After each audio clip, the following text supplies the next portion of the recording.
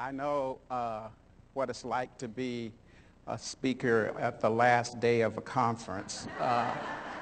And so when I typically find myself in this situation, I whisper to my audience the same thing that the late famed Hollywood actress Elizabeth Taylor said to each one of her 8 husbands when they were standing at the altar about to be married.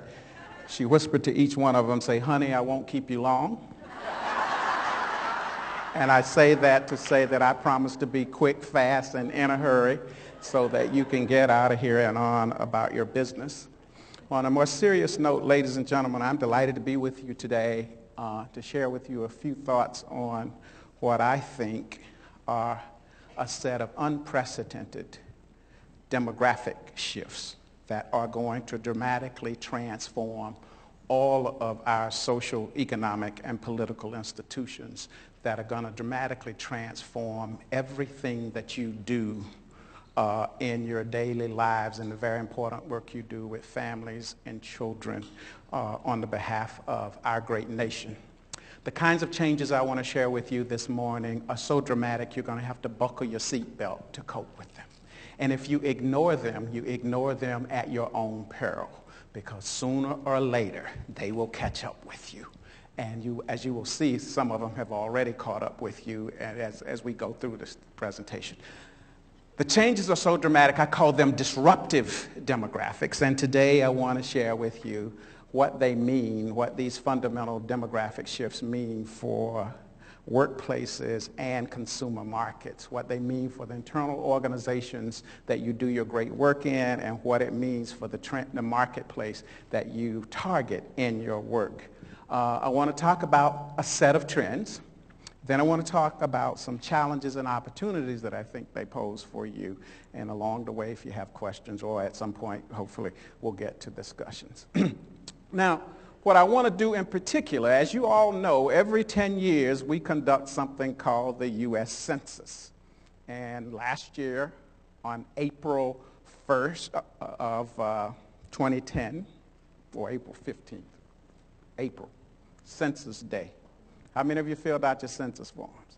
Don't lie, because we got your iris scan. We'll come get you if you don't.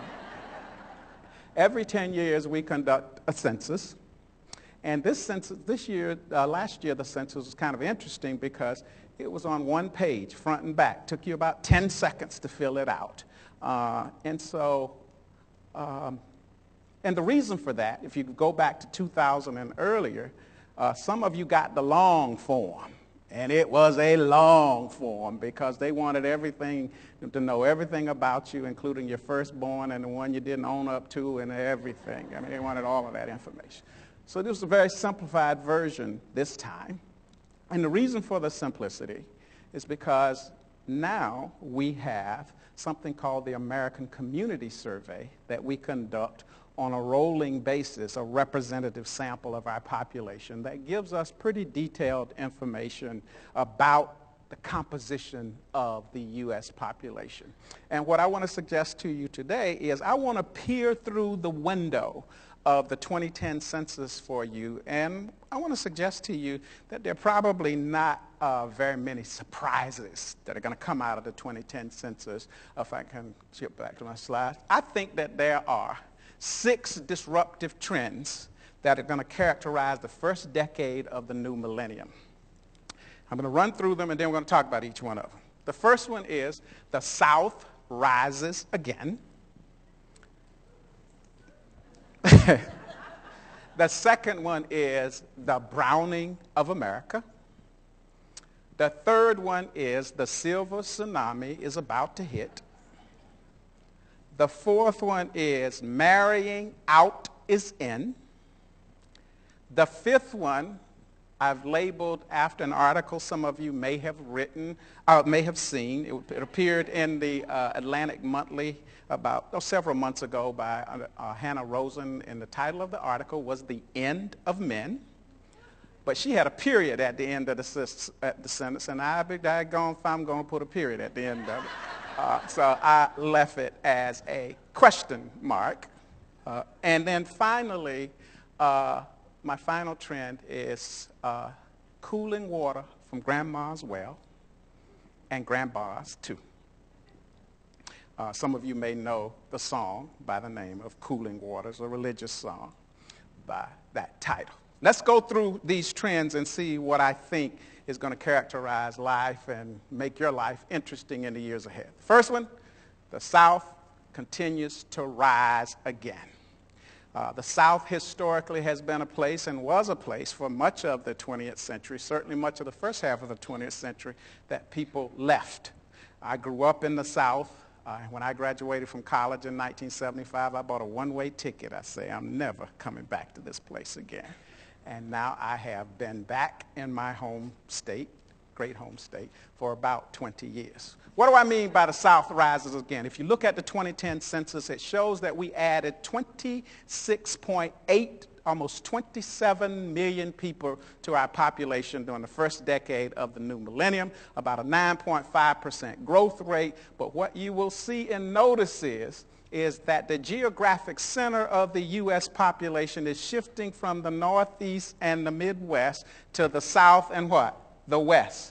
But if you look at it, so you see the most rapid growth during that period was in the South and the West in terms of rates of growth. But in absolute numbers, it was the South that captured about 13.8 million of the 27 million newcomers to our population. The West followed the South in terms of the rate of absolute population change, but it is the South that is the region of the country that seems to be the cat's meow, as we say it in demographic lingo, in terms of destinations for people. And I had to, for the folks from North Carolina, they will appreciate this. We are the cat's meow meow in North Carolina, because if you see that we grew at twice the national rate, everybody wants to come to North Carolina. And so like Tom Bodette, we're going to leave the light on for you all if y'all come.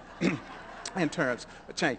But it's this fundamental shift in our population. And how big is the shift to the South? Again, if you look at it in terms of the share of net population growth of that 27 million, what you will see is that 51% of that growth is occurring in the South. It is the region where lots of activity is going on, followed by the West. If you follow the geographic center of the U.S. population, it is moving rough. It is somewhere in rural Missouri now, and it has been moving from the Midwest as the center of the population has shifted from the South and from the Northeast and the Midwest to the South and the West. So, well, you might ask the question, what's driving this growth? It is largely about migration and immigration that's driving the population shifts that we find ourselves in the midst of. And if you will look at this graphic, what you will see is that the South is the destination literally for everybody. It is the only region of the country that is experiencing net in-migration for every group, from the total population to African Americans to Hispanics to the elderly, the foreign-born. The South is the destination in even outpacing the West in terms of a destination for people. And what you will see is that most people who just look casually at demography would think it is the West where most of the Hispanic population is settling, but what you will see is that even the West was a net exporter of Hispanics, and the South was the region to be gained.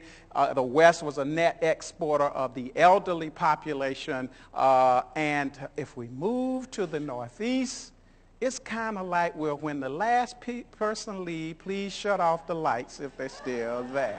No offense to you Northerners here, but it is a region that every group is experiencing net out migration from the group, and the Midwest is not much better. It is the only region, the only group that experienced net in migration during that period was the elderly population, and my sense is after last winter, half of them are probably headed to North Carolina.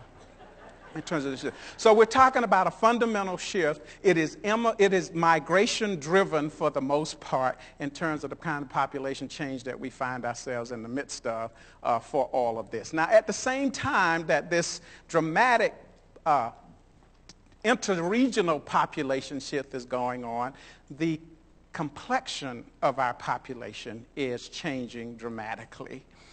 Something that I call the browning of America. And in order to get you to understand the browning of America, I have to give you a quick immigration history, because what undergirds this browning of America is largely driven by immigration. These are what are called cartograms, where we've exaggerated the size and shapes of foreign countries proportional to the number of legal immigrants we've invited to come to America. There are three cartograms here, 1921 and 1960, 1961 to 86, 87 and 98. Focus, if you will, on the top panel on this graphic, and what you will see is that most of the legal immigrants invited to come to America or allowed to come to America between 1921 and 1960 came from where? Most of them came from Europe. Relatively few came from where? Asia, and in comparison to Europe, Latin America was much smaller in terms of its influence in our immigration history. Ladies and gentlemen, that was an intentional immigration pattern, because until the mid-1960s, we had an immigration law in this country that said that if we were going to allow the foreign-born to come to America, it was important that they not upset the existing racial and ethnic balance of our community, the country. So we had an express preference for people who were phenotypically similar to Anglo-Saxons, individuals who could come to America, learn to speak English, and in some instances anglicize their names, and this thing called the melting pot was supposed to work. In other words, we operated on a quota system that was geographically discriminatory against people from certain regions of the world. You go back to the 1880s, we had something, for example, called the Chinese exclusion law. There were some people we said shouldn't be allowed to come because it would be, quote unquote, difficult for them to assimilate into mainstream society. But if you fast forward to the second panel in this graphic, you begin to see something interesting occur. What you will notice in that middle panel, in comparison to the top panel, is that between 1961 and 86, immigration from Europe shrinks relative to the earlier period, but what begins to grow? Asia and Latin America assumes greater ascendancy, doesn't it? How did that come about? It came about through changes in our immigration policies in this country via something called the Hart-Celler Act of 1965, where we eliminated those discriminatory provisions based on geographic origin.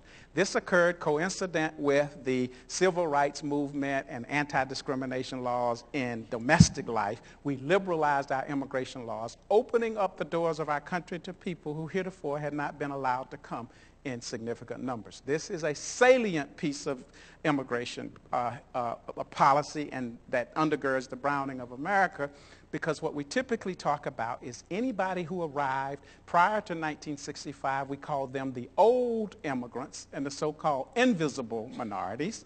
And anybody arriving since 1965, we call them the new immigrants, and they are visible minorities. Why? Because yes, they can go through the assimilation process, but you will always know that they're different. Why? Because they are phenotypically different from the Anglo-Saxon model. So this fundamental transformation in terms of origins is one of the things that undergirds this fundamental shift in the composition of our population. Fast forward to the third panel in the graphic, what you will see is that immigration from Europe almost disappears, where now the majority of immigrants that arrive in America are the new immigrants, the ones who are phenotypically different from the typical Anglo-Saxon model. So takeaway number one, undergirding the browning of America, is this fundamental shift in geographic origins and the fundamental shift in phenotype of people coming. Second, the numbers change dramatically across those periods. You look at the first upper left-hand quadrant of this graphic. We're talking about legal immigrants, people entering the country with papers from the federal government. You will see during that first period, 1920 to 61, we only allowed about 206,000 legal immigrants to enter the country annually. 61 to 92, that number jumped to about 561,000. 93 to 98, about 801,000. 99 to 2004, 879,000. Somewhere in the neighborhood of about 1.2 million legal immigrants allowed to enter the country on an annual basis. So shifting geography, increases in the number. Takeaway number 3, diversification of the type of immigrant coming to America. We acknowledged for the first time after the introduction of the Hart-Celler Act that we were a nation of immigrants in this country, so people who were being persecuted in their homelands for economic, political, or religious reasons, refugees, parolees, and asylees, we opened our doors to those folk. Or people subject to those kinds of conditions. About 2.1 million entered between 61 93, another 428,000, 94 to 98. 99, 2004, about 487,000. 2005, 2008, about 203,000, 4,000 there. The numbers have probably increased since the kinds of catastrophic events we've had in Haiti and other places. We've opened our doors to people who are being persecuted. All of this contributing to the growing diversity of our population. Don't hear much about that, but it's that upper right-hand box up there that gets everybody's dandruff up. This thing called illegal immigration. Now, prior to 1965, illegal immigration wasn't much of a problem in America. It wasn't much of a problem in America for 2 reasons. The Atlantic Ocean, the Pacific Ocean. You ever met anybody that tried to swim either one of those bodies inside? Didn't happen. Wasn't much of a problem. But since 1965, where we now have a contiguous border that has been more or less fluid, this issue of illegal immigration has gained greater importance and ascendancy. How big? 300,000 to 400,000 unauthorized immigrants entering on an annual basis over the last couple of decades. Hotly contested issue, wedge issue in many instances, in many places today, in electoral campaigns and the like. It's not the first time we've had that discussion. We had it in the 1980s. I was on the faculty at UCLA at the time. Lots of discussions in California about we have too many illegal immigrants in America. We need to do something to stem the tide of illegal immigration.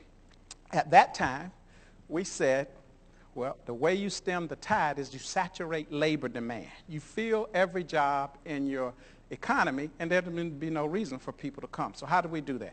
Via something called the Immigration Reform and Control Act of 1986. We said to illegal immigrants in America that if you've been here since 1982 illegally, and you can document that you've been here illegally, you got a rent receipt, dry cleaning bill, greasy bill from Burger King or whatever that says I was here in 1982 illegally, the federal government says we will grant you amnesty, no questions asked. How many people came forward for amnesty? About 3 million people came forward to accept the federal government's offer of amnesty and then understand that they then could bring their families to America through the family provision of the immigration law. So the numbers were bigger than that. But what we know is that there were about 2.7 million people here illegally who didn't trust the federal government enough to come forward. They didn't go home, they just didn't come forward and accept the amnesty legislation.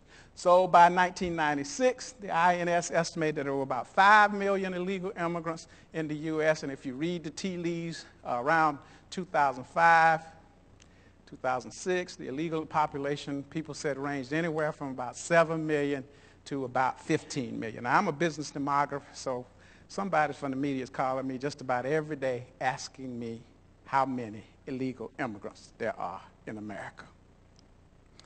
And so I get out my napkin, I start figuring. And I basically come to the conclusion, a lot.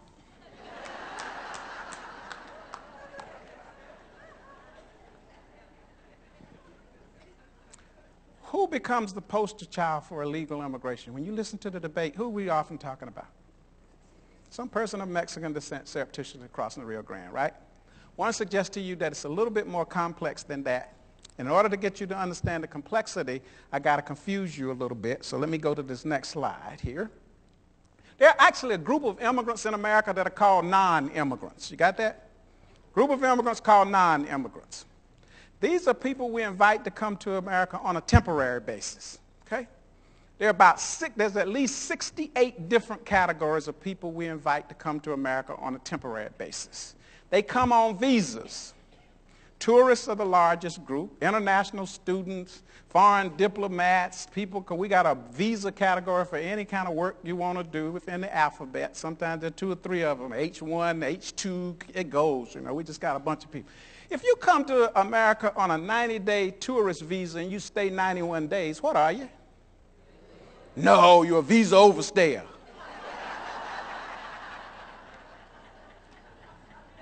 Ladies and gentlemen, between 40 and 45% of the unauthorized immigrants in America walk through the door with papers from the federal government. When it's time to go home, what do? They stay. Now, why don't you hear much about this? Remember the terrorists of 9/11?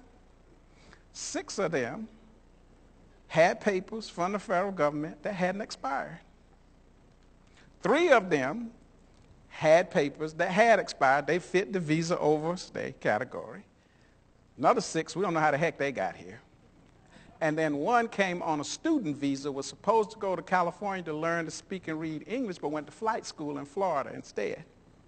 And we now know after the fact, the flight school reported this guy to anybody that would listen, the INS, the Federal Aviation Administration. Anybody says, we got this guy, he wants to be a pilot. He can't read and speak English, but he's going to be a pilot.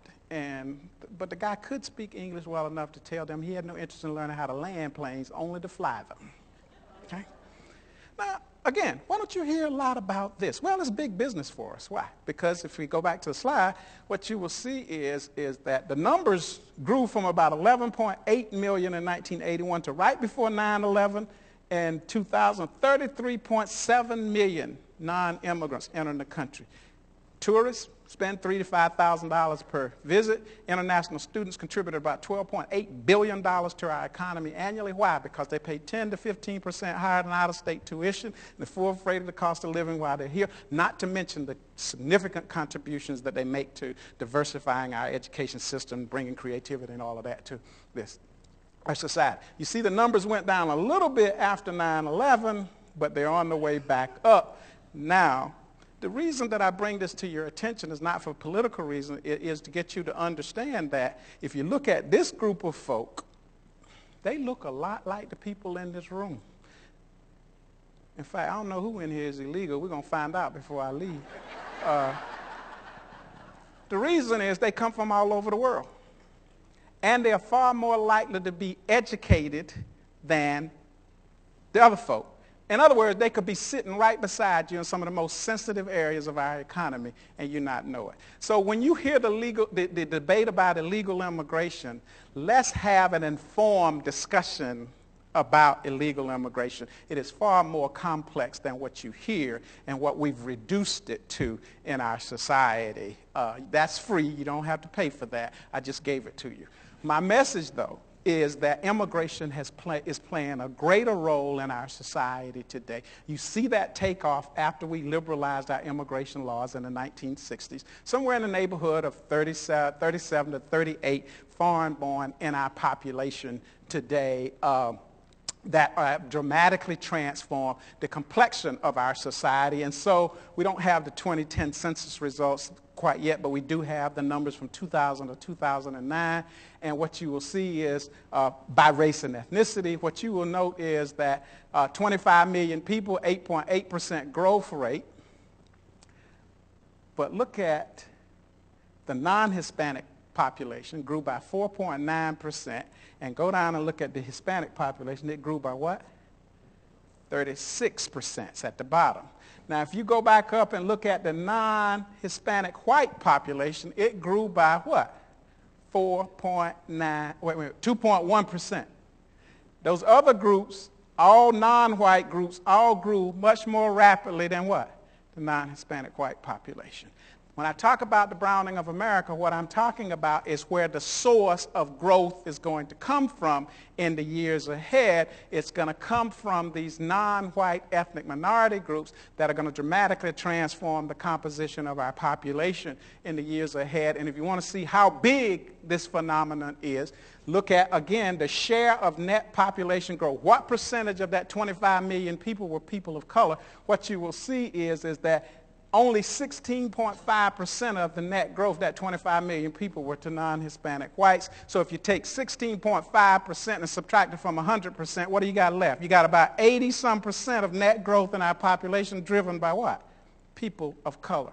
That's what I mean by the browning of America. And you begin to see that if you look at it very carefully, Hispanics drove about 51% of net population growth in the first decade of the new millennium in our population, and will continue to do this in the years ahead. You might say, well, Mr. Demographer, how do you know that? It's inherent in our age structure and differential fertility.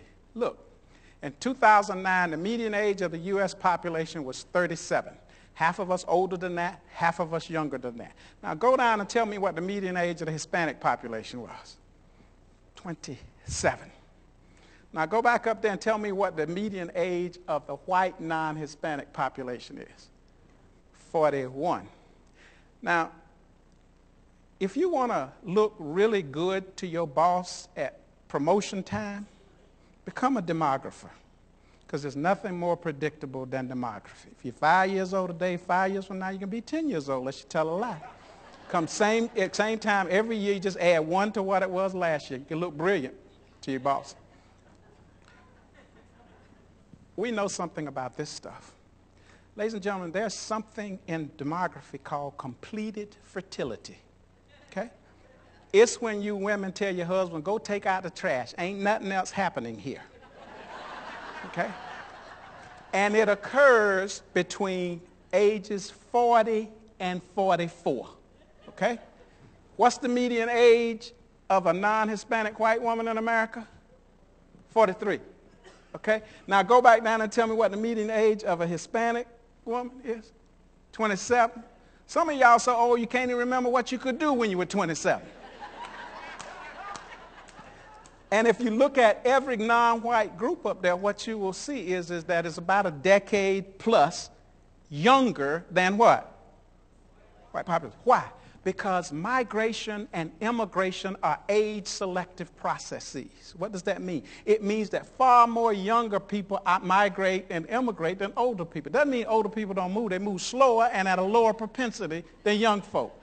There's one other piece to that demographic story. Please don't repeat this when you go back to work. You can lose your job. So I'm denying I said it before I even say it. Young people are more likely to have children than old folk. Okay?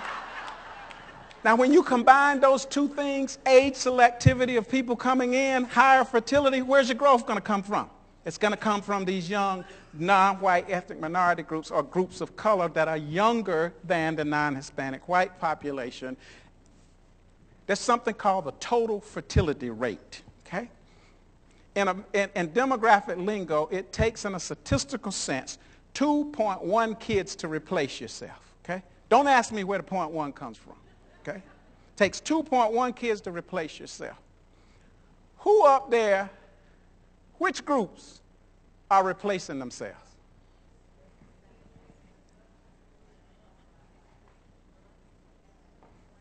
For all practical purposes, it's about 1, right?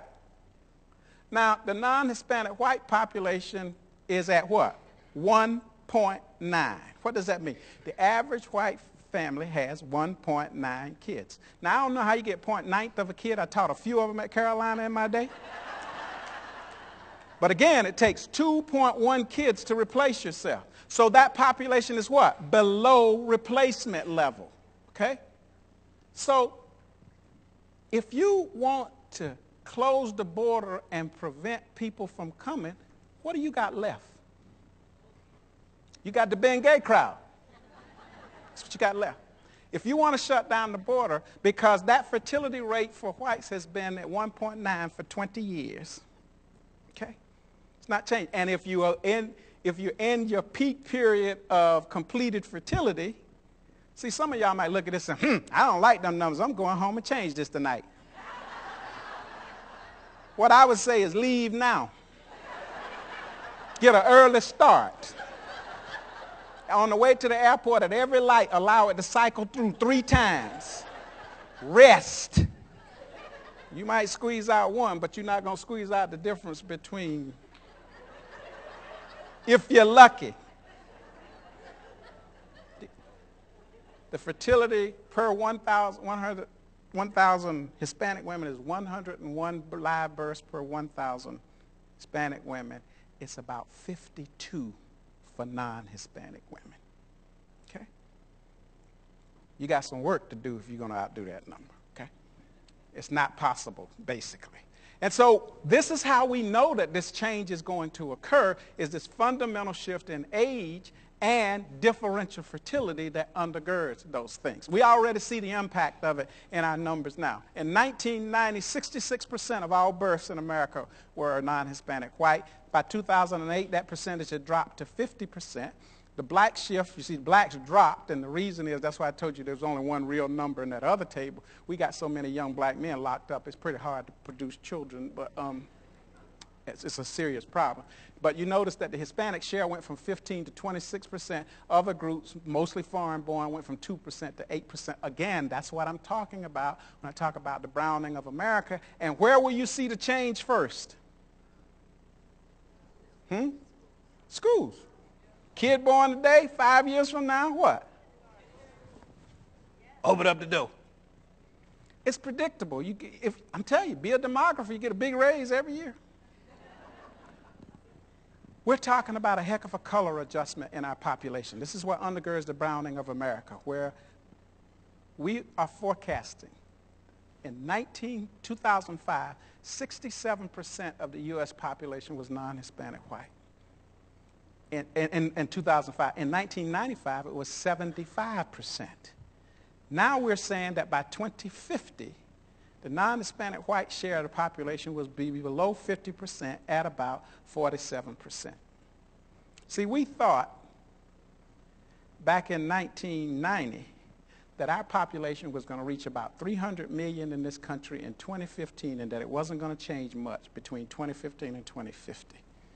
But we had a faulty assumption in our forecast. We based those forecasts on the total fertility behavior of the non-Hispanic white population. But you got these young people coming in. Now we think our population is going to reach about 438 million by 2050 because we reached 300 million in November of 2006. But what you need to understand is if you look at these fundamental changes here, it's the browning of America that's going to drive change in the years ahead in our population, and this fundamental thing that is inherent in our age structure and differential fertility. That's the browning of America. The other part of it, the reason that this is going to occur, is because the silver tsunami is about to hit. How many of you in the room were born between 1946 and 1964? Show of hands.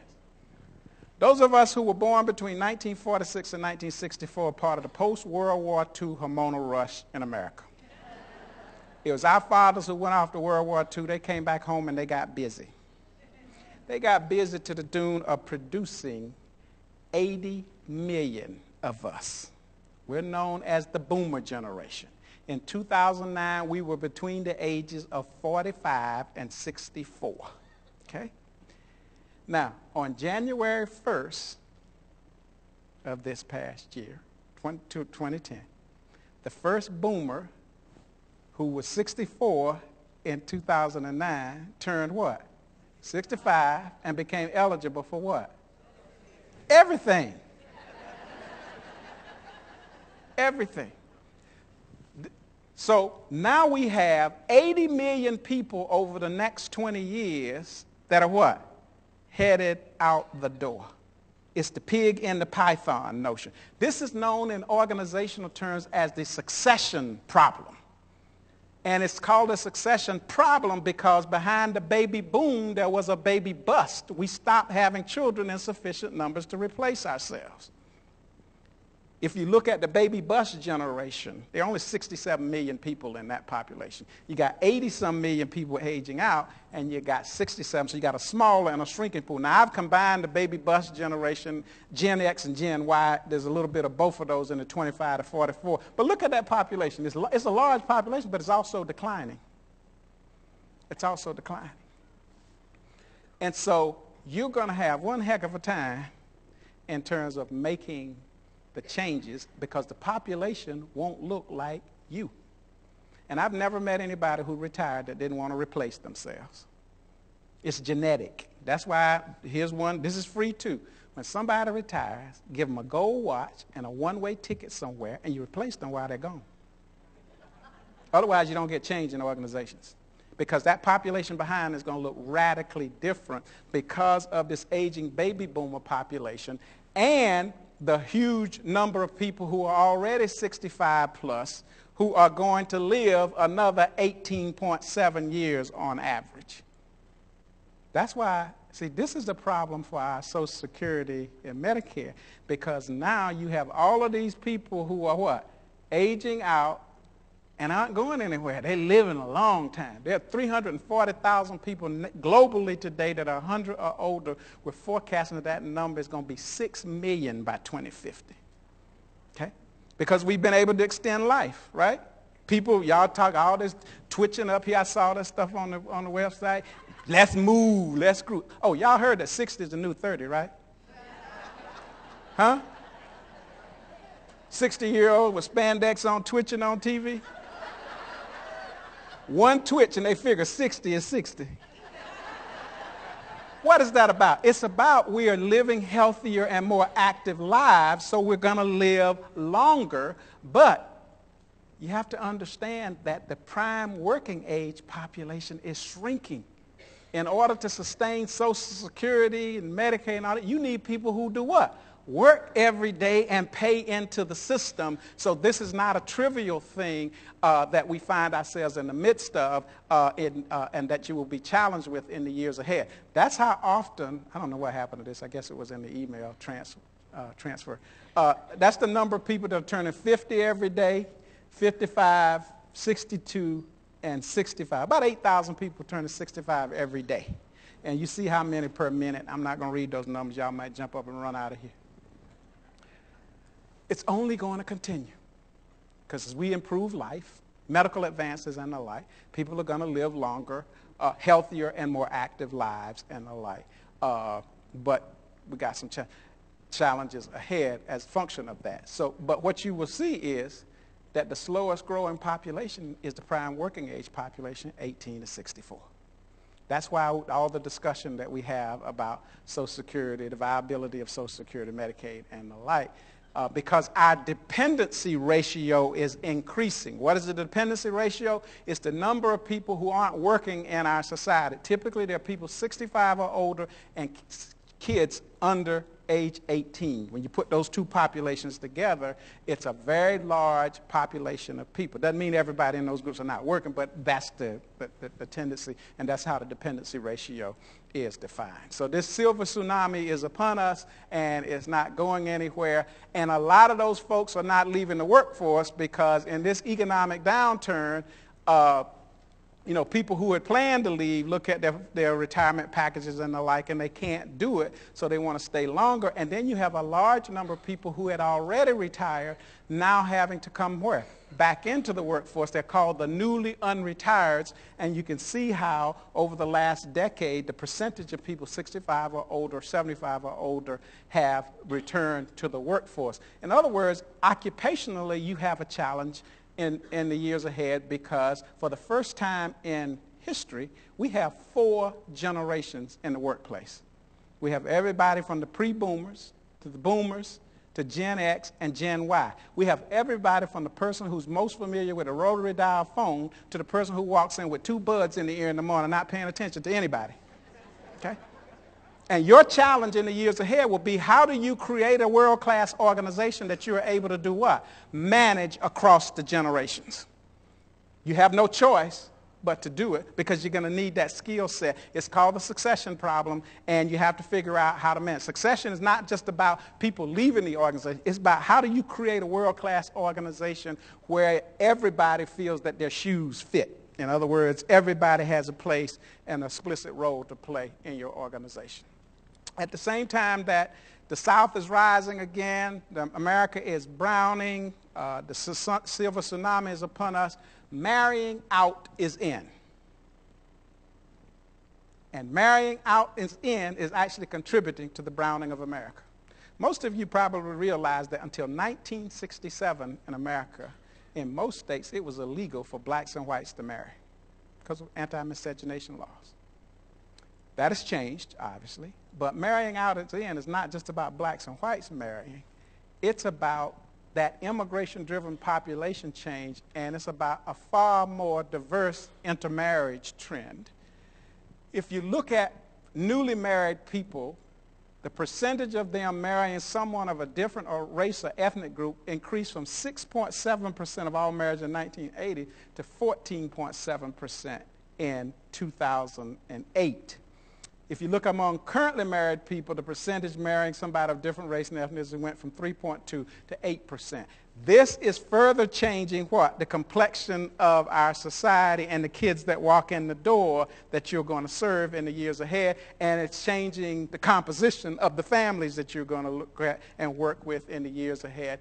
And basically this intermarriage is occurring. The higher the education level, the more likely intermarriage you are to intermarriage. Makes sense. You put yourself in positions, place, diverse settings, and the like.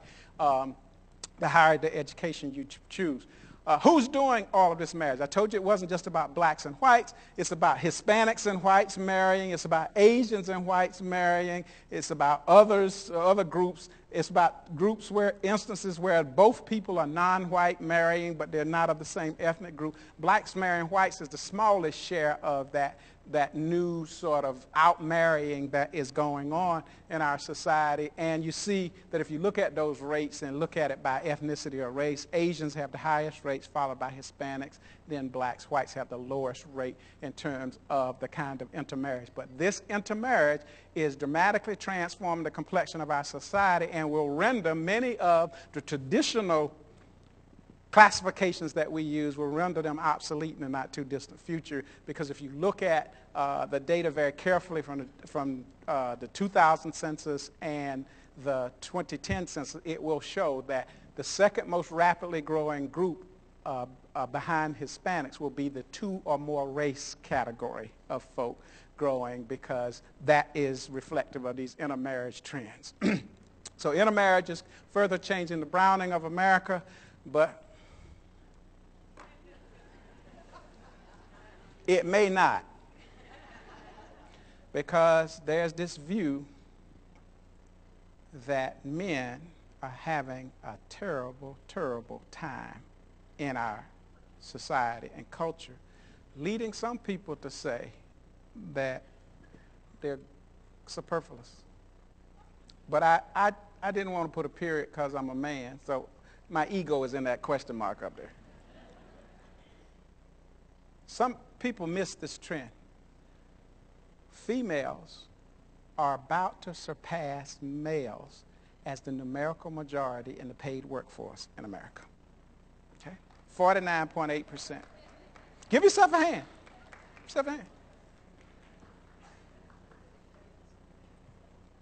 And if you look at, there's some ominous trends, ladies and gentlemen, that undergirds it. This is no question good news, but there's some interesting trends.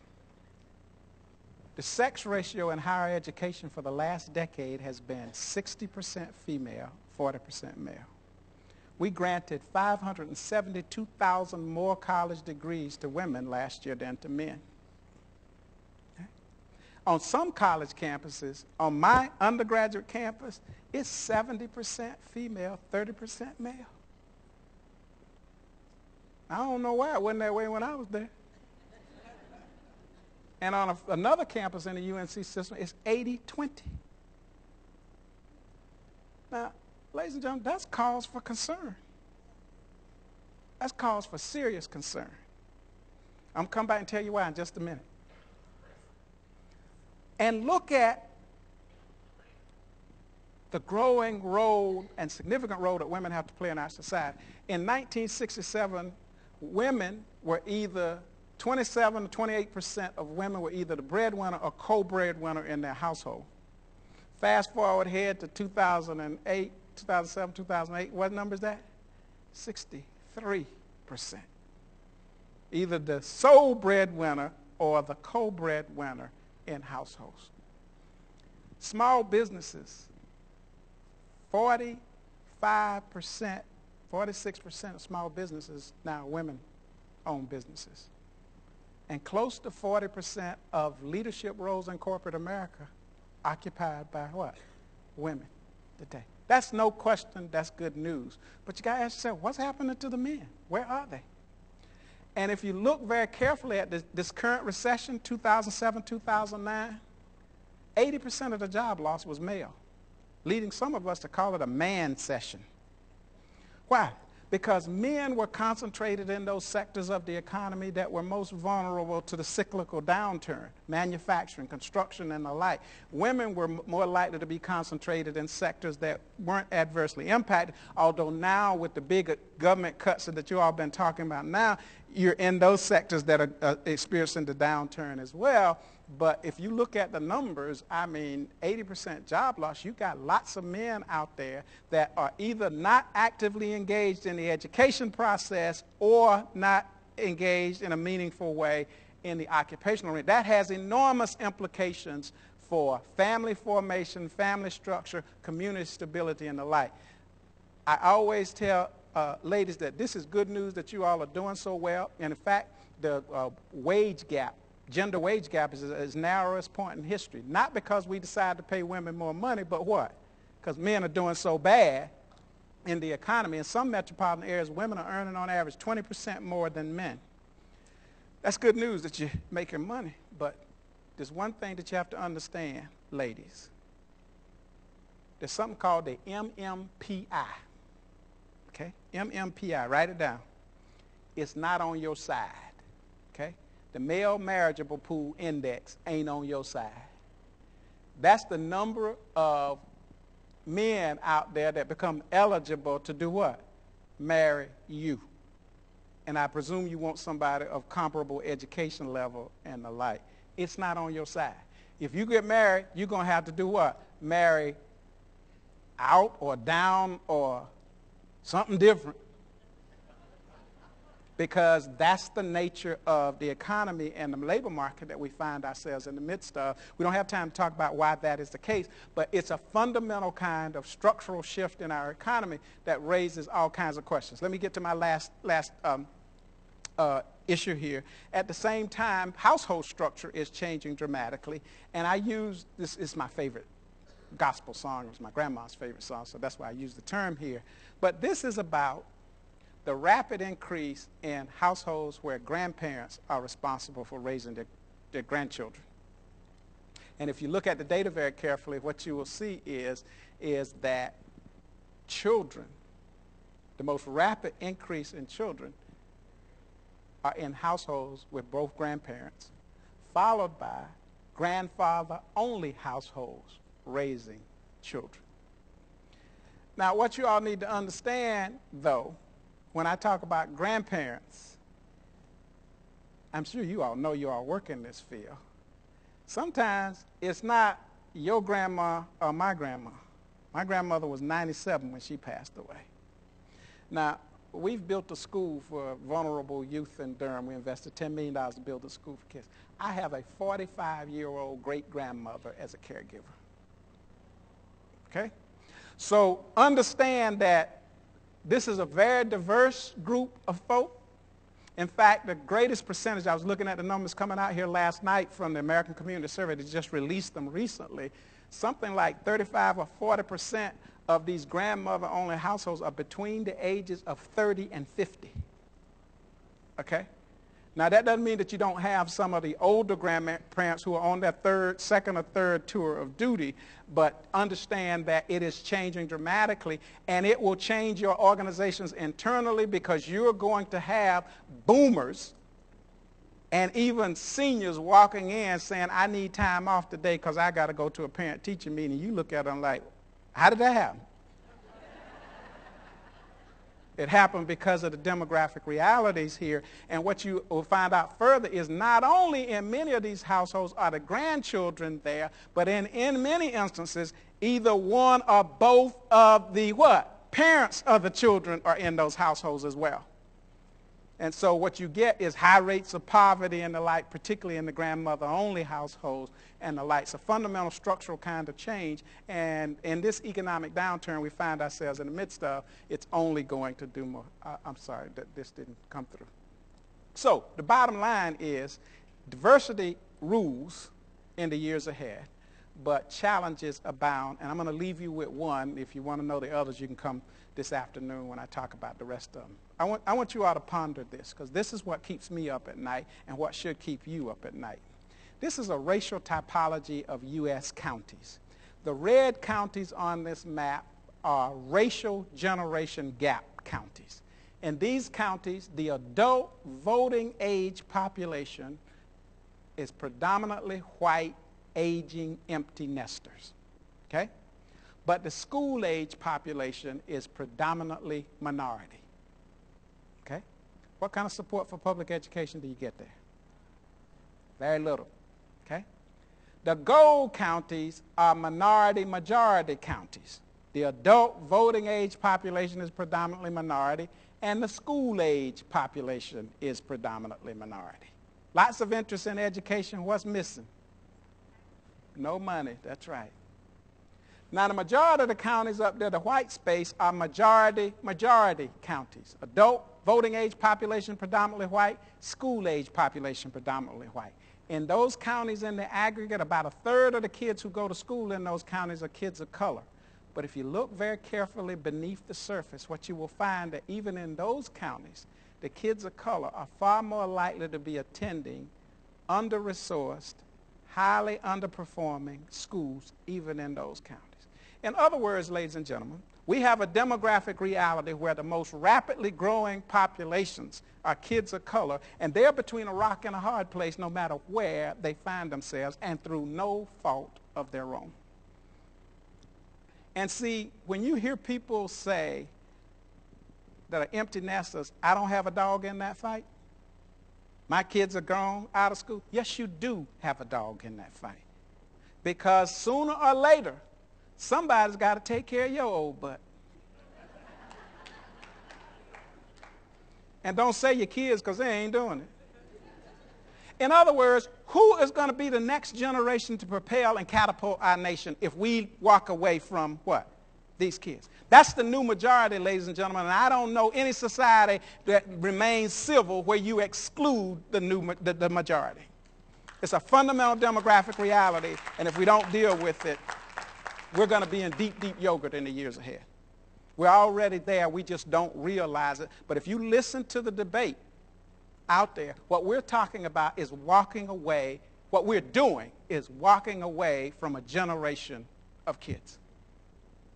You can't remain competitive. I no longer try to sell it as a social or moral issue. Yes, it is. But this is a competitiveness issue at the end of the day. You don't have talent in a knowledge economy, you can't thrive and prosper and remain on top of your game.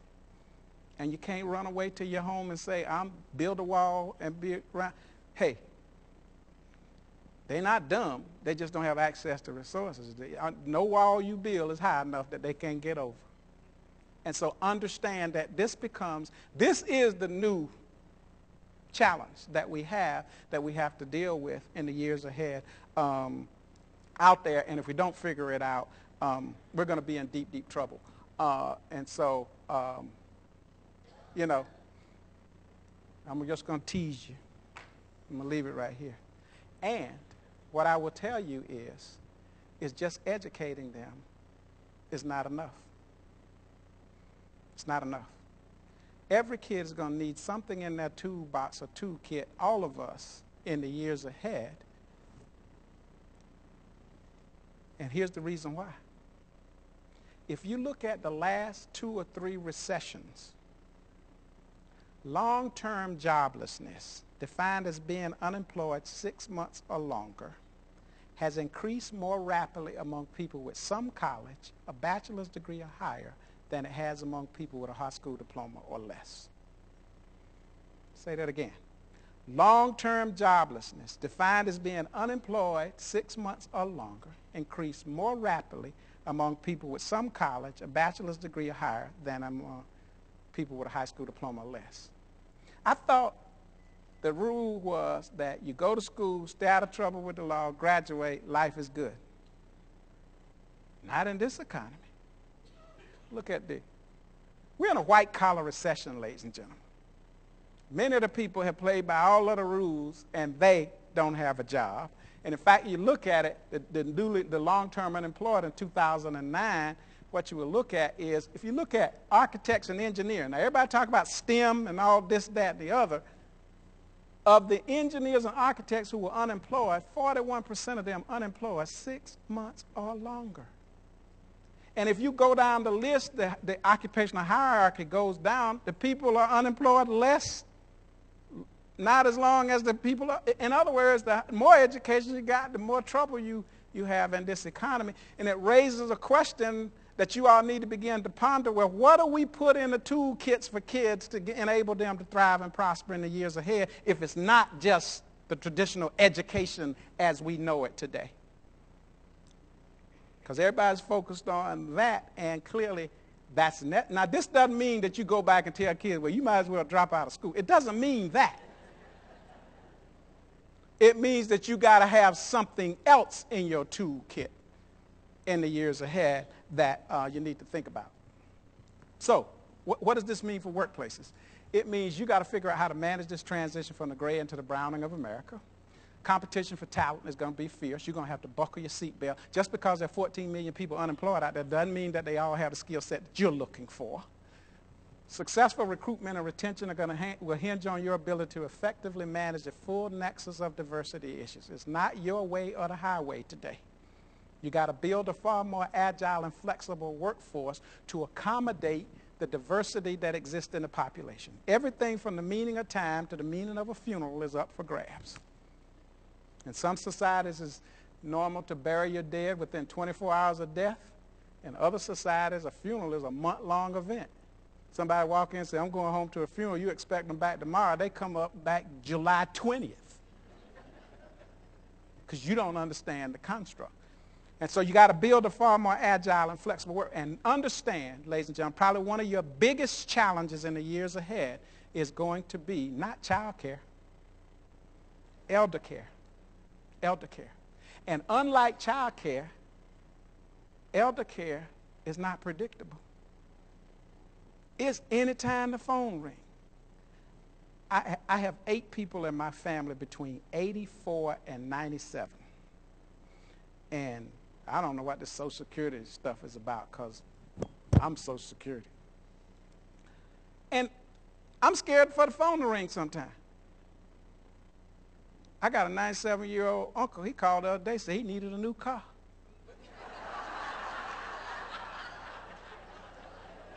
I said, what for? I got a girlfriend across town. So you heard of the bus system? Now, I say that facetiously, but, you know, anytime it can be anything that causes you to have to do what? Move.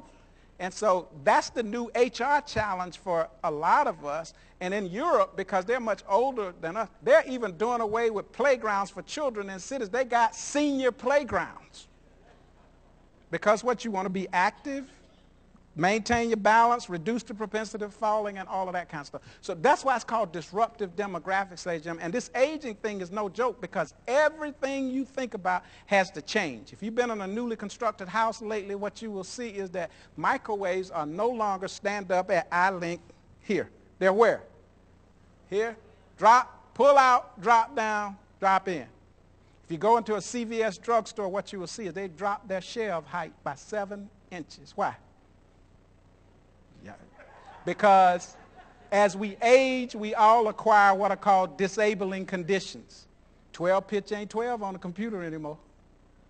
You got the phone turned wide open, you still can't hear. And you go to the restroom, you say, who jacked the commode down? I can't get up. Everything has to change. It's the great disruption, and we got to think about it in that way. So there are challenges there, and there are opportunities there. I'm going to stop there. We're going to talk about some of this other stuff in the breakout session this afternoon. I appreciate your time today.